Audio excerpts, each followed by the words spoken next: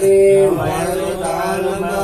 والتذكر والتذكير والنفع والاندفاع والإفادة والاستفادة والحث على التمسك بكتاب الله وسنة رسوله صلى الله عليه وآله وسلم والدعاء إلى الهدى والدلالة على الخير ابتغاء وجه الله والمرضاة والقرب والثواب.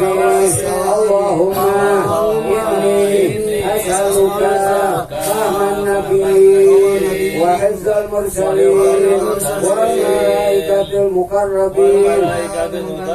اللهم أغنني بالعلم وزينني بالحلم وأكرمني بالتقوى وجعلني بالعافية يا أرحم الراحمين.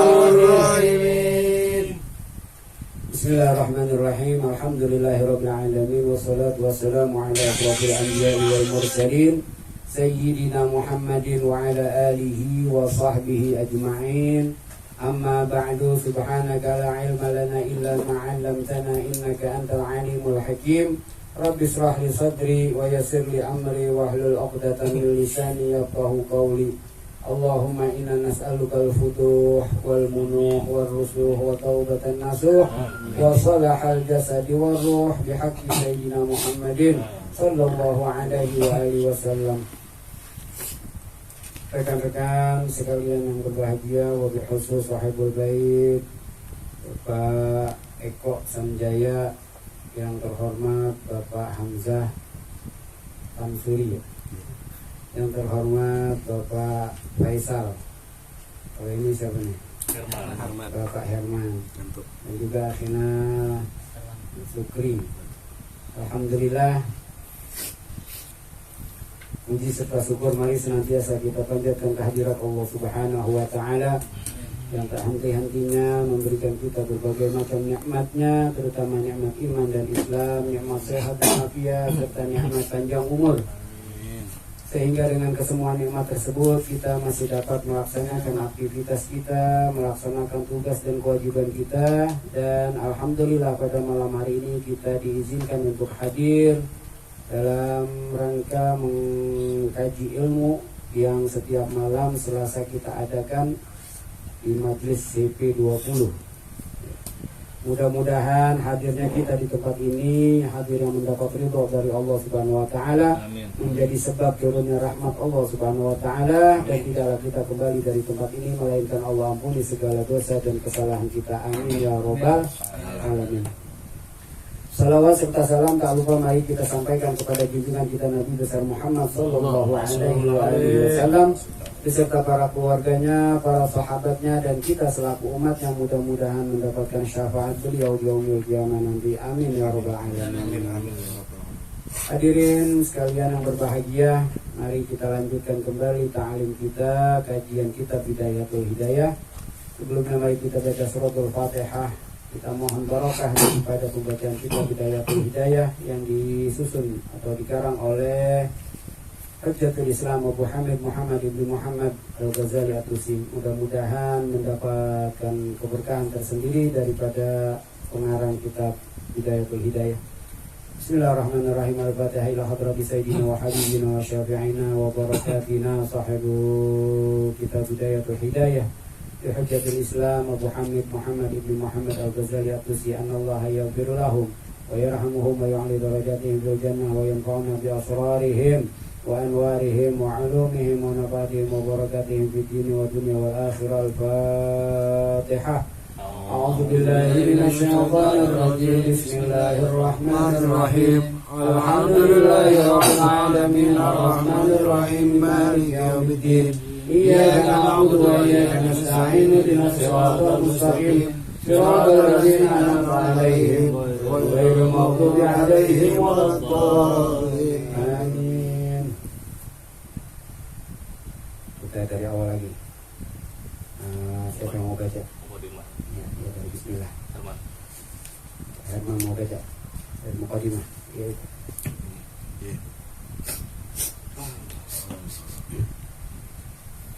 Bismillahirrahmanirrahim. Qala Syekhul Imamul Alimul Allamatul Hujjatul Islami wa Barakatul Anami Abu Hamid Muhammad bin Muhammadul Al-Ghazaliyul Tusuqad Jasallahu Ruhahu wa nawwar dorihahu amin. Alhamdulillahi haqqa hamdihi wassalatu wassalamu ala khairi khalqihi Muhammad wa ala alihi wa sahbihi min ba'di. Fa'lam ayyuhal harisul muqbilu ala qiyasil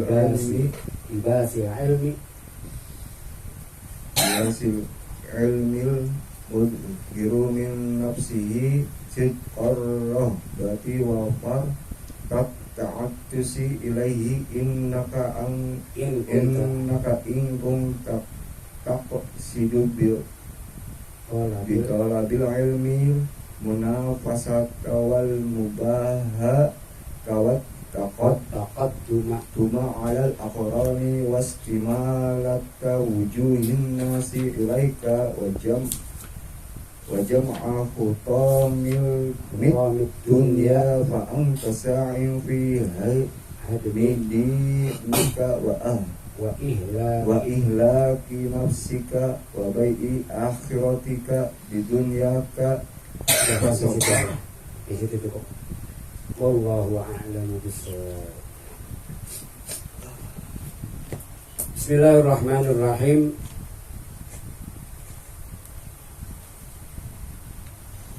Qala Syekhul Imamul Alimul Allamatu Hujjatul Islami wa Barakatul Anami Abu Hamidin Muhammad bin Muhammad Al-Ghazaliyyu At-Tusiyyu qaddasallahu ruhahu wa nawwara dorihahu amin.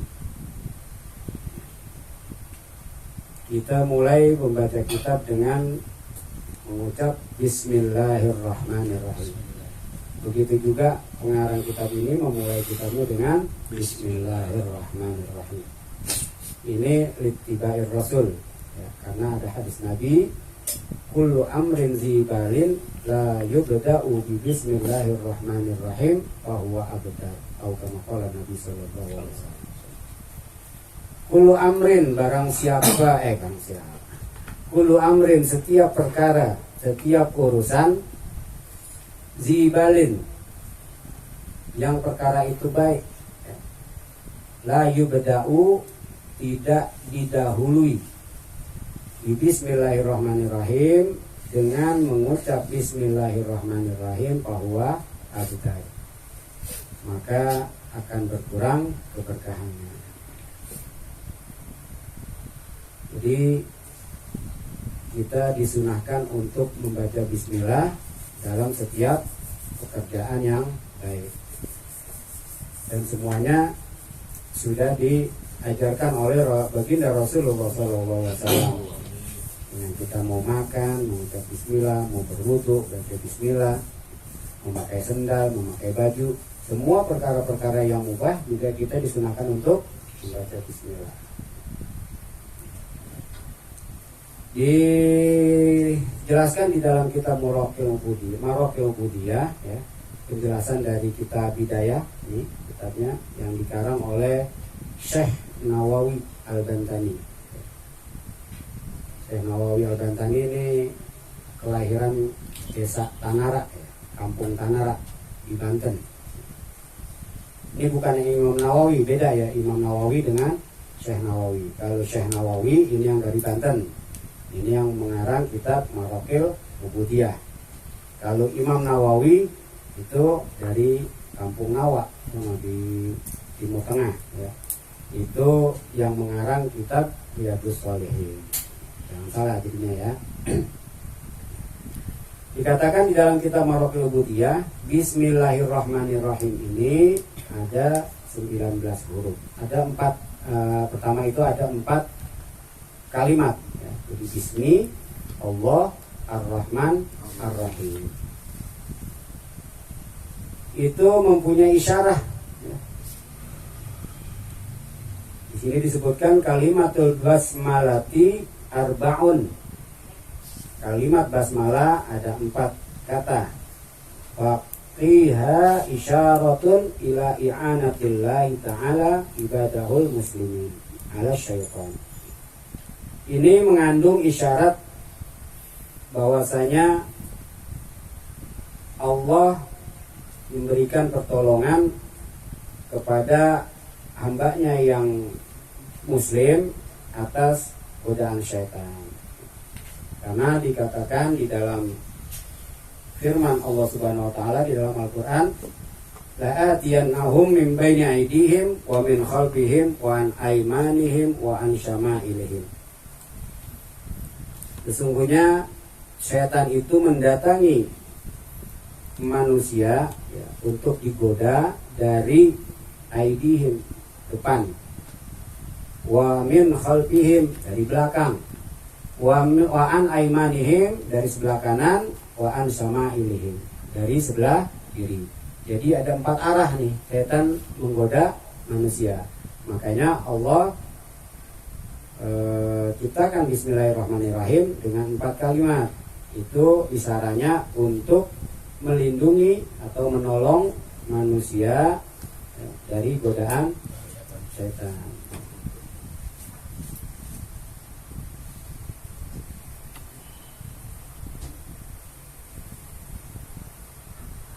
Dan juga dikatakan bahwa 4 kalimat ini isyarah atas perbuatan maksiat orang-orang mukmin dalam 4 keadaan. Isyarah wa alaniyah, di dalam sembunyi-sembunyi, wa alaniyah, dalam terang-terangan, walail, dalam keadaan malam, wan nahar, dan keadaan siang. Maka kalau kita nyebut bismillahirrahmanirrahim, insya Allah akan terlindungi dari godaan syaitan dan juga dari kemaksiatan. Mudah-mudahan setiap perkara yang kita lakukan, kita baca bismillah ya, itu akan melindungi kita dari godaan syaitan. Dan juga dikatakan bahwa bismillahirrahmanirrahim itu ada 19 huruf ya.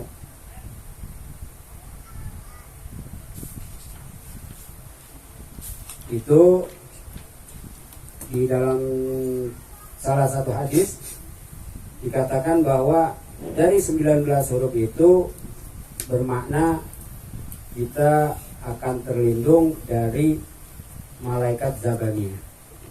Dikatakan di dalam Al-Quran malaikat Zabaniyah itu jumlahnya ada 19. Jadi sesuai dengan huruf bismillahirrahmanirrahim, kalau kita dawamin baca bismillahirrahmanirrahim, zikirin bismillahirrahmanirrahim, bismillahirrahmanirrahim, itu akan melindungi kita dari malaikat Zabaniyah, malaikat penyiksa di dalam neraka, yang pimpinannya itu adalah malaikat Malik. Di saat kita membaca bismillahirrahmanirrahim, itu enggak sekedar hanya bacaan untuk memulai suatu pekerjaan, itu udah termasuk doa. Kita menyebut nama Allah, udah segala-galanya kan. Allah Maha Pemberi, Allah Maha Penyayang, Allah Maha Pengasih, Allah Maha Penolong. Kalau kita menyebut Allah, itu udah kita berarti kita udah mengucapkan doa, ya Allah tolong aku, ya Allah beri aku, ya Allah beri rezeki aku. Makanya kita nggak usah banyak-banyak doa, sebutin aja nama Allah. Di situ udah mengandung isyarat. Ya. Di sini disebutkan Ar-Rahman, ya, Maha Penyayang, ya, Maha Pengasih. Ya. Ar-Rahman Maha Pengasih. Ya. Dikatakan bahwa Ar-Rahman itu untuk seluruh makhluk, ya. Mau yang maksiat, mau yang baik, mau yang alim, ya, yang soleh, yang mukmin, yang kafir, semuanya dikasih. Ya. Makanya orang kafir ada yang kaya, ya kan? Ada yang baik, ada yang jahat, sama semua dikasih. Ya. Itu namanya maha rahmannya Allah, maha pengasihnya Allah. Semuanya dikasih, termasuk hewan-hewan, tumbuhan-tumbuhan tidak dikasih. Dan kalau Ar-Rahim ini terbatas, ya. Ada yang katakan bahwa hanya khusus untuk orang mukmin yang nanti dikasih di akhirat, berupa surga, kenikmatan di akhirat nanti. Jadi orang kafir nggak dapat nih Ar-Rahim. Tetapi kemarin guru kita bilang, kalau seperti itu, ya, kalau misalkan Ar-Rahim itu cuma dikasih di akhirat, berarti di dunia Allah nggak maha rahim dong. Cuma dijawab sama guru kita bahwa Ar-Rahim di dunia itu bentuk dari penyayangnya Allah kepada orang-orang mukmin. Di antaranya, ya, kalau kita makan, dari makan itu mendapatkan keberkahan, maka bisa untuk kita beribadah. Dari makan kita dapat beribadah dengan tenang, ya, bisa mengingat Allah. Itu rahimnya Allah.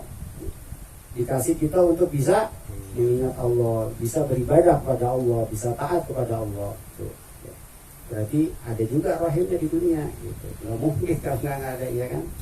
Jadi kalau misalkan dikatakan rahim itu hanya untuk orang mukmin, nanti dikasihnya di akhirat, jadi agak kurang pas. Ya. Nah, ternyata jawabannya seperti itu.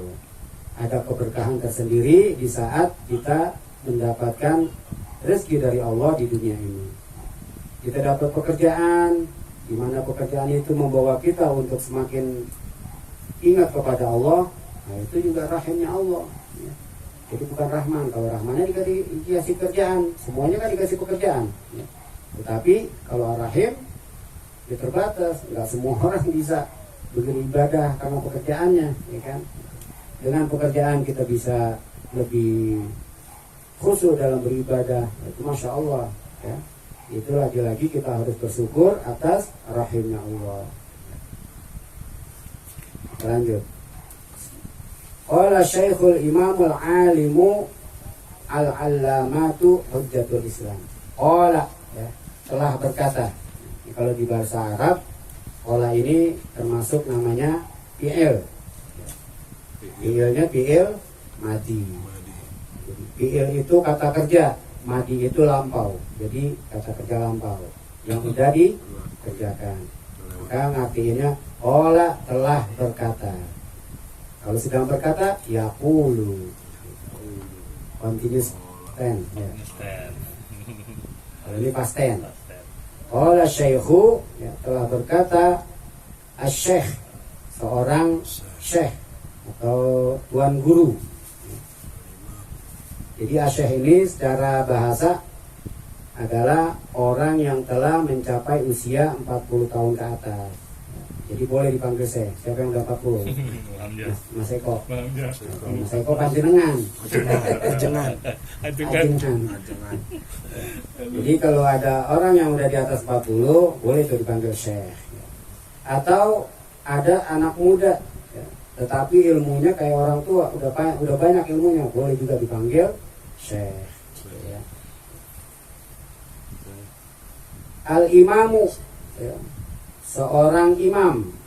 Imam ini panutan yang diikutin, tetapi bukan sekedar imam yang orang-orang awam pada ngikutin. Imam ini lebih daripada panutan orang-orang awam. Jadi ulama-ulama juga mengikuti orang ini, gitu ya. Jadi imamnya para ulama.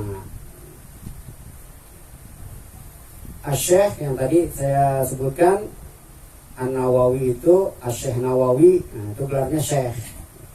Kalau yang satu lagi Imam Nawawi, gelarnya Imam. Nah, jangan salah, ya. Syekh Nawawi ini dia kan kelahiran di Banten, Tanara. Ya. Beliau hijrah ke Mekah, belajar di sana kepada para imam-imam di Mekah. Ya. Ini dia orang masya Allah. Ilmunya, kitab-kitabnya banyak, ya. Sampai sekarang itu banyak yang kita pelajarin. Salah satunya ini Marokil Ubudiyah, ya. Penjelasan dari kitab Bidayatul Hidayah, ya. Kitab Bidayatul Hidayah segini tipisnya dijelasin sama beliau terus segini ya, kan berarti masya Allah ilmunya. Nah ini dia masya Allahnya suatu saat ya guru kita cerita dia sedang berkumpul sama para ulama di Arab Saudi di Mekah ya. Itu bicarain tentang belut lindung, pernah kan ya cerita guru ya tentang lindung. Kalau orang-orang Arab, ulama-ulama Arab mengatakan bahwa lindung itu haram. Kenapa? Karena bentuknya kayak ular. Ular kan haram. Tetapi Syekh Nawawi protes. Enggak, dia enggak seperti ular. Dia halal gitu. Akhirnya kata guru kita itu Syekh Nawawi dia masukin tangannya ke dalam pasir. Ya. Kan dia harap sama pasir ya, enggak ada empang. Ya. Pas diangkat lindung pegang, dikasih lihat sama ulama-ulama di Mekah, dilihat, diperhatiin, oh iya ini bukan ular, maka dia halal, boleh dimakan. Insya Allah di Mekah mana ada empang bisa ketemu ular. Itu karomahnya Syekh Nawawi. Kalau di Banten pecak bulat. Udah pernah ke sana belum? Di Banten pecak bulat. Di Tanara pernah datang ke tempat kelahiran beliau. Anda pernah hadir waktu itu pas kebetulan habis kedatangan Wakil Presiden Ma'ruf Amin ya. Itu katanya sih Kiai Ma'ruf Amin masih keturunannya Syekh Nawawi, jadi sering hadir ke sana beliau. Itu makamnya dia nggak di sini karena meninggal di Mekah ya. Di Ma'la kalau nggak salah. Al-alimu al-imamu, seorang imam atau seorang panutan ikut tadi ya. Nah ini yang Imam Nawawi, dia masya Allah lagi nih Imam Nawawi ya. Itu karomahnya kalau ada orang sakit dia nggak obatin, beliau cuma ajak ngomong atau sembuh yang sakit. Oh, masya Allah ya.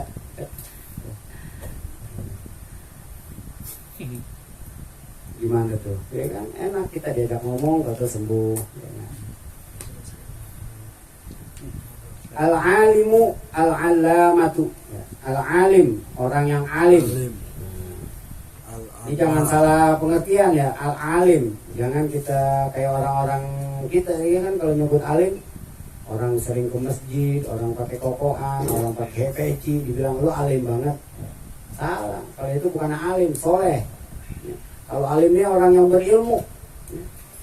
Al-alamah, orang yang paling banyak ilmunya, paling daripada al-alim. Jadi ibaratnya kalau ulama itu ada yang seperti sumur, ada yang seperti lautan. Al-alim, nah itu kan kayak sumur, dalam tapi sempit, segitu-segitu doang ya. Jadi mungkin beliau hanya mendalami satu bidang ilmu, satu disiplin ilmu. Mungkin dia ahli fikih, ya udah fikih aja, atau al-alim namanya. Kalau al-alamah, nah ini seperti lautan, dalam tapi luas, gitu ya kan. Hampir semua fan ilmu itu beliau kuasai. Ya. Jadi bisa jadi dia ahli fikih, ahli akidah, ahli tauhid, ya. Ahli ilmu nahwu, ahli ilmu sorof, ya. Balaghah, nah semua ilmu. Ya. Nah ini Imam Ghazali ini dikatakan bahwa beliau ahli dalam 40 bidang ilmu. Kalau sekarang udah jadi dokter berapa kali dokter itu ya, profesor udah berapa profesor tuh. 40 disiplin ilmu beliau kuasai. Bukan hanya ilmu-ilmu agama, semua ilmu. Bahkan beliau pernah mengarang kitab yang namanya Risalatul Thair, tentang burung. Jadi gimana itu burung, ya, paruhnya yang tajam, paruhnya yang tumpul, yang sayapnya lebar, yang sayapnya yang bisa terbang, yang nggak bisa terbang. Nah, itu dikuasain sama beliau, dijelasin di dalam kitab Risalatul Thayyib. Hujjatul Islam, makanya beliau dijuluki Hujjatul Islam. Ini gelar ya, gelar Hujjatul Islam. Ada yang bilang bahwa Hujjatul Islam itu bisa disebut argumentator, jadi tukang debat. Pokoknya apaan aja beliau kuasai. Wa barakatul anam, nah ini gelar juga orang yang dapat membawa keberkahan. Abu Hamid ini kuliah. Jadi beliau punya anak namanya Hamid, maka disebut Abu Hamid ya. Jadi kalau Bang Hamzah punya anak laki-laki yang pertama siapa? Abdul Jabbar. Abdul Jabbar ya. Bisa disebut Abu Abdul Jabbar. Abdul Jabbar. Jadi anak pertama laki-laki itu bisa dijadikan kuliah. Abu Hamidin Muhammad ya, namanya Muhammad bin Muhammad bin Muhammad. Jadi bapak dia namanya Muhammad, bapaknya namanya Muhammad, kakeknya juga namanya Muhammad. Al-Ghazaliyu At-Tusiyu. Disebutkan Ghazali karena beliau kelahiran di kota Ghazala. At-Tusi juga nama desa Tus ya. Di mana? Irak ya, Irak. Qaddasallahu ruhahu wa nawwara dharihahu. Semoga Allah mensucikan ruhnya dan menerangi kuburnya. Amin. Alhamdulillahi haqqa hamdi wassalatu wassalamu ala khairi khalqi Muhammadin rasulih wa abdihi wa ala alihi wa sahbihi min ba'di amma ba'd. Segala puji bagi Allah dengan sebenar-benar pujian ya. Kalau kita benar-benar bersyukur itu secara detail nggak bakalan bisa. Jadi yang disebut haqqa hamdi di sini secara global, setiap apa yang kita terima kita puji, semuanya hanya kepada Allah, segala pujian. Karena kalau kita bersyukur atau kita memuji Allah secara detail itu nggak bakalan mampu. Sedangkan kita mengucapkan Alhamdulillah, itu bisa mengucapkan Alhamdulillah, harus kita syukurin lagi, Alhamdulillah lagi, Alhamdulillah lagi, nggak ada habis-habisnya. Karena semua yang dikasih kan oleh Allah. Kita dikasih nikmat, kita mengucapkan Alhamdulillah. Nah di saat kita bisa mengucapkan Alhamdulillah, itu juga suatu nikmat, harus kita syukurin lagi. Makanya secara detail nggak akan mampu manusia untuk memuji Allah Subhanahu wa ta'ala. Amma ba'du, maka setelah itu ya, setelah membaca hamdalah, terus membaca sholawat ya, fa'lam, maka ketahuilah olehmu ya, fa'lam ini juga namanya fi'il amar, kata kerja perintah. Fa'lam ayyuhal haris, wahai orang-orang yang kepengen, yang sangat kepengen, sangat berminat, al-muqbilu ala ibasil ilmi, di dalam menuntut ilmu, orang yang sangat menginginkan dalam menuntut ilmu, al-muzhiru min nafsihi, yang menampakkan, muzhir min nafsihi, dari dirinya, sidqor rabbati,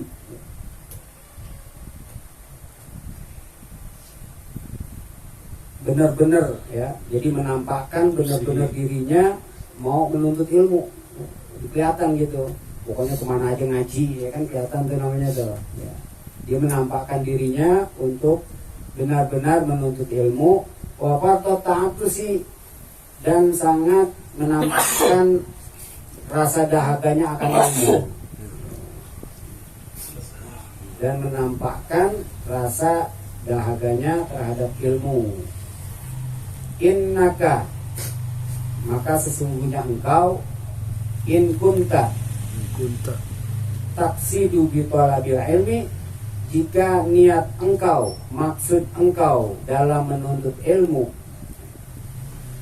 Jadi yang pertama kali dibahas sebelum kita lanjut ke pembahasan yang lebih mendalam, ini Imam Ghazali udah ngingetin tentang niat, tentang maksud. Jadi maksud kita mau menuntut ilmu nih, mau ngapain, maka diingetin dulu. In kunta taqsidu bi talabil ilmi munafasata, jika maksud engkau atau niat engkau dalam menuntut ilmu untuk berlomba-lomba atau bersaing, wal mubahata, dan untuk kemegahan atau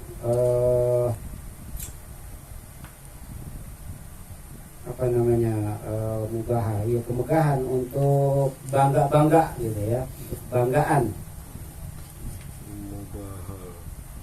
Jadi munafasah, berlomba-lomba, pengen nyaingin temennya karena temennya pinter, pengen disaingin gitu ya.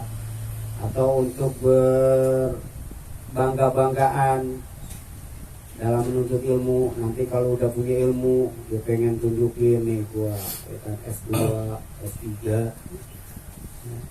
S3, SD, SMP, SMA. Wa taqadduma alal aqrani, terkemuka di atas teman-temannya, ya, di atas mana dia, di atas kerabat-kerabatnya, rekan-rekannya, ya. Jadi pengen terkenal, ya. Wastimalata wujuhin nas, untuk menarik perhatian manusia kepadanya, biar orang bisa ngeliat dia gimana ilmunya, ya kan. Wajam hutamid dunia, dan untuk mengumpulkan harta dunia. Ada yang menuntut ilmu pengen cari dunia, makanya kadang kita miris juga kalau ada orang tua nyuruh ke anaknya, sekolah lo yang pinter biar nanti lo kaya. Kan salah jadi niatnya, biar buat nyari harta dunia. Harusnya jangan kayak gitu. Udah sekolah belajar yang pinter, karena itu udah perintah dari Allah, perintah Rasul, kayak gitu.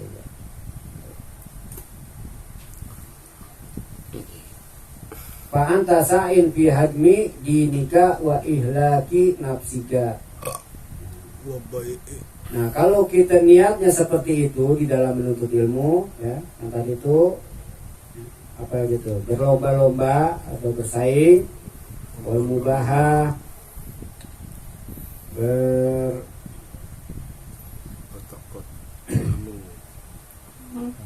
berbangga-banggaan, wa taqaddum, terkemuka atau mencari ketenaran, wastimala atau wujuhin nas, tuh untuk menarik perhatian manusia, untuk mencari dunia. Fa anta sa'in, maka engkau telah mengantarkan fi hadmi dinika, dirimu di dalam menghancurkan agamamu. Jadi berat juga, ya. Kalau kita niatnya seperti itu, ya, makanya dilurusin, suruh lurusin dulu nih sama Imam Ghazali, ya. Kita niat mencari ilmu buat apa sih gitu. Makanya kadang kalau kita salah, hati kita nih kadang-kadang suka diwas-wasin sama setan, ya kan. Harus ingat lagi, lurusin lagi, oh ya nggak boleh begitu niatnya gitu.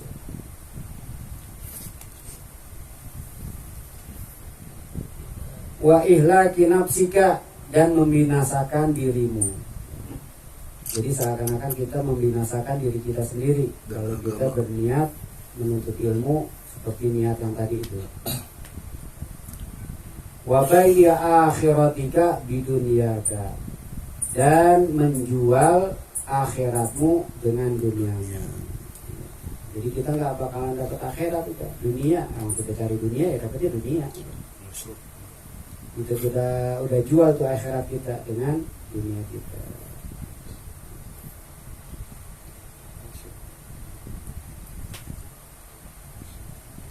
fasubqatuka khasiratun wa tijaratuka ba'iratun.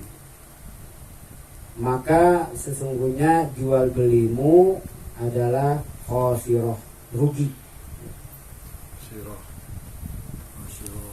Wa tijaratuka ba'irah, dan perniagaanmu rusak atau bangkrut. Jadi kalau diibaratkan kita berdagang niatnya nggak benar ya bakalan rugi gitu. Wa muallimuka mu'inun, dan gurumu yang mengajarkan kamu ilmu, mu'inun, dianggap menolong, laka, menolong engkau, ala isyanika, atas kemaksiatanmu. Makanya jadi seorang guru harus ingetin semua tiap muridnya. Kalau udah diingetin masih begitu juga, dan diakuin murid dah, bahaya, kita dianggap nolong. Iya kan? Wa syarikun laka fi husronika, dan seakan-akan gurumu itu berserikat dengan engkau fi husronika, di dalam kerugianmu, di dalam kehancuranmu. Wa huwa kabai saifin, dan dia yaitu gurunya itu kabai, seperti pedagang pedang, min qatiin torik, yang menjual pedangnya itu kepada pembegal. Disamain kayak gitu ya, disamain tukang pedang yang jual pedangnya kepada begal.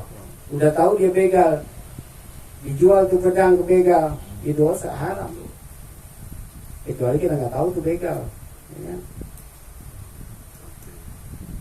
Makanya kalau kita udah tahu murid kita seperti itu, udah tinggalin aja dan diajarin. Tapi tetap wajib ngingetin. Kita tetap ingetin. Kama qala sallallahu alaihi wasallam, sebagaimana sabda Nabi sallallahu alaihi wasallam, man a'ana ala maksiatin, barang siapa yang menolong atas kemaksiatan, walau bisyatri kalimatin, walaupun dengan sepenggal kalimat, kana syarikan lahu biha, maka engkau telah bersekutu kepadanya di dalam perkara maksiatnya. Jadi kalau ada kita tahu orang mau maksiat, atau suatu saat kita ditanya, di belakang rumah kita atau nggak jauh dari tempat kita ada tukang minuman, ditanya tukang minuman sebelah mana, yang kita bilangin, nah itu udah termasuk bersarikat, menolong, ya. Oh, yang jelek-jelek jangan dikasih tahu dah. Kalau ada yang nanya ngaji di mana, baru kasih tahu. Nah, itu pahalanya jariah buat kita.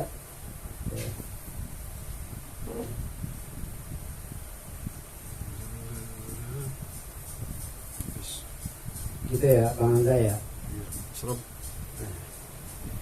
Sampai setengah 12 nih. Fahim. Nah itu ya, Masya Allah, emang Imam Ghazali sebelum dia menjelaskan penjelasan daripada kitab Bidayah, ya, di kitab Bidayah ini kitab tasawuf, ya, kitab akhlak, tetapi sebelum dia mendalami tentang akhlaknya, beliau mengajarkan kita bagaimana kita mengatur keseharian hidup kita, mulai dari kita bangun tidur sampai kita tidur lagi, itu diurutin sama beliau. Mulai bangun tidur doanya apa, ya kan? Terus nanti masuk kamar mandi doanya apa, waktu wudhu doanya apa, itu semua disebutin. Sampai pas zuhur kita harus ngapain, nanti asar kita ngapain, maghrib kita ngapain, nanti disebutin juga nih. Kalau memang kita ada waktunya kerja, kerja. Karena nggak semuanya difokusin buat ibadah sama yang kelihatan, yang zahir ya. Jadi beliau juga memaklumi nggak semua orang itu harus fokus di masjid, fokus di ibadah. Waktunya kerja ya kerja, tapi sekali lagi niatnya ya untuk ibadah, maka dapat pahalanya pahala ibadah. Kita niatin lagi, karena semuanya tergantung daripada niat. Makanya Imam Ghazali menyebutkan pertama kali niat. Pentingnya niat ya seperti itu. Innamal a'malu binniyat wa innamal likulli imri'in ma nawa. Segala sesuatu itu tergantung daripada niatnya. Jadi ada orang ahli ibadah, tapi dia masuk neraka karena niatnya nggak benar. Jadi yang dilihat itu oleh Allah adalah niatnya, hatinya.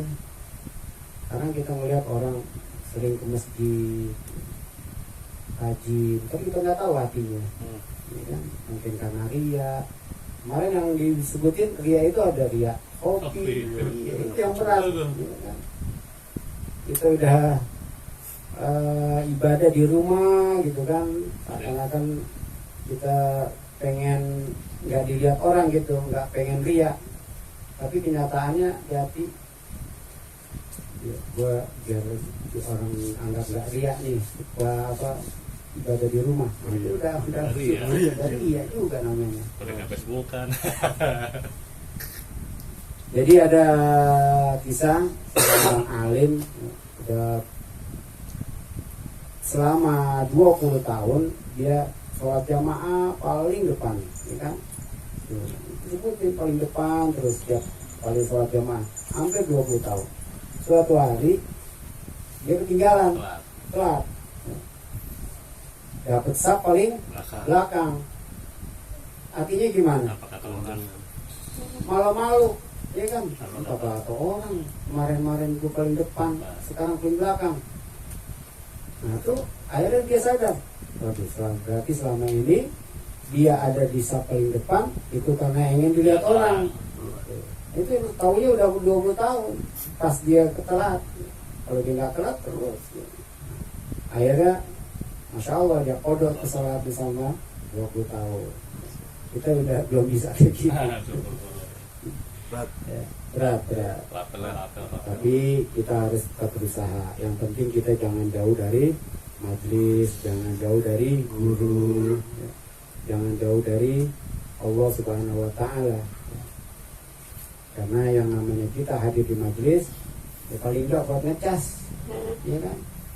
Kalau kelamaan kita nggak hadir di majelis, lama-lama akan merubah lagi kita yang tadinya udah baik, ya, udah rajin. Timbul rasa malas kembali. Begitu kita hadir ke majelis, kita lihat wajah guru kita, timbul lagi, ya kan? Kemauan, terus giroh kita untuk ibadah itu makin tambah. Makanya sering melihat foto-foto ulama adem gitu, ngeliat ya Allah, biar katanya kita nggak bisa kayak dia, ya mudah-mudahan dengan bisyarahnya ya kan kita cinta sama beliau. Wallahu a'lam bishawab. Sangat indah ya. 45.